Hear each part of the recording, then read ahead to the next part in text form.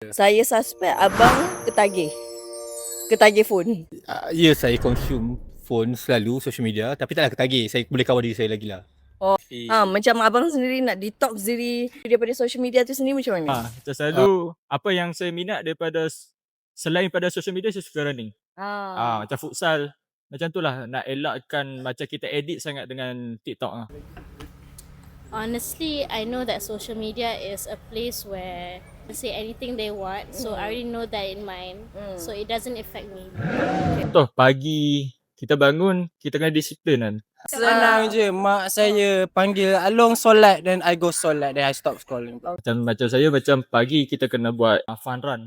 Betul-betul easy run lah. Ini nak promote sangat ni. Macam at least 2 km for easy run lah. Kerja saya memang revolve around social media. Memang tiring. Apa saya boleh buat adalah saya make sure my algorithm banyak benda-benda yang positif. Sebenarnya kita yang kawal je sebab kita yang guna hari-hari. Kalau nampak konten-konten toxic, I cuba letak not interested dekat dia punya tu. So apa yang kita search itulah yang keluar. So kalau kita search benda yang pelik-pelik lah yang keluar. Apa macam Gen Z kan keep buat plan tapi tak make it out of the group chat. So for me and my friends mostly we ensure yang benda yang we plan tu actually make it out of the group chat. Macam sekarang lah. Mana lah? Pace berapa bang?